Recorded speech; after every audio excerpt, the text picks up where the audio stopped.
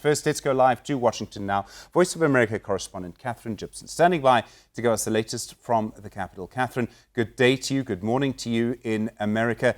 Obviously, we're seeing all sorts of preparations underway. What's happening there at the moment? Absolutely. So what the main theme of this inauguration is that's very different from other inaugurations is a little bit more of a somber mood, a lockdown mood, because of course of the coronavirus pandemic and the Capitol riot that we saw just 2 weeks ago on these very same Capitol steps that are right behind me. Nevertheless, Joe Biden is still going to be inaugurated as the next president of the United States. President Trump, as you've seen, has already left Washington, D.C., flying out on Marine One, and not participating in that classic ritual of the American inauguration in being at the next president's oath taking and handing over the reins of power to him. He will not be there for that moment.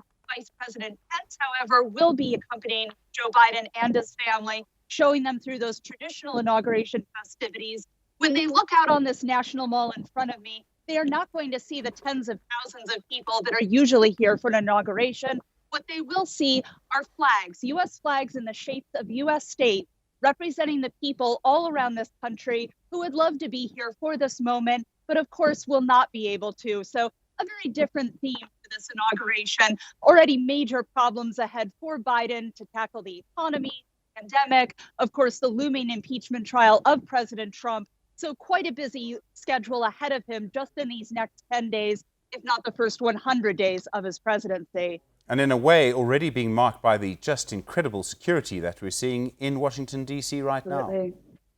Absolutely. You know, going through these streets earlier this morning, there was nobody on the streets except for security personnel, some of those 25,000 National Guard troops who are here in the city of Washington, D.C., security barriers, military vehicles blocking key access points, and none of the usual crowds and celebration that you usually see in Washington, D.C. on an inauguration day. So it was definitely a very striking difference when I came in here this morning.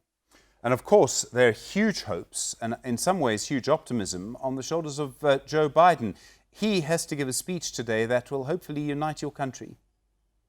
Absolutely. That's going to be the main theme of his inauguration speech in just about 2 hours. He's going to be talking about American unity and saying that after the alarming scenes that we saw in the U.S. Capitol just 2 weeks ago, after 1 week ago, a presidential impeachment, that all Americans really need to come together in this crisis point as we deal with the pandemic. You know, we just hit 400,000 deaths due to the coronavirus, and that's exactly 1 year from the very first infection from the coronavirus noted here in the United States.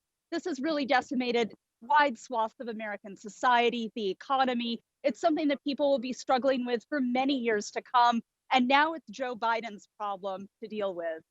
Well, Katherine Gypson, thank you very much indeed for that live update. Really do appreciate it. Voice of America correspondent live from the inauguration tonight.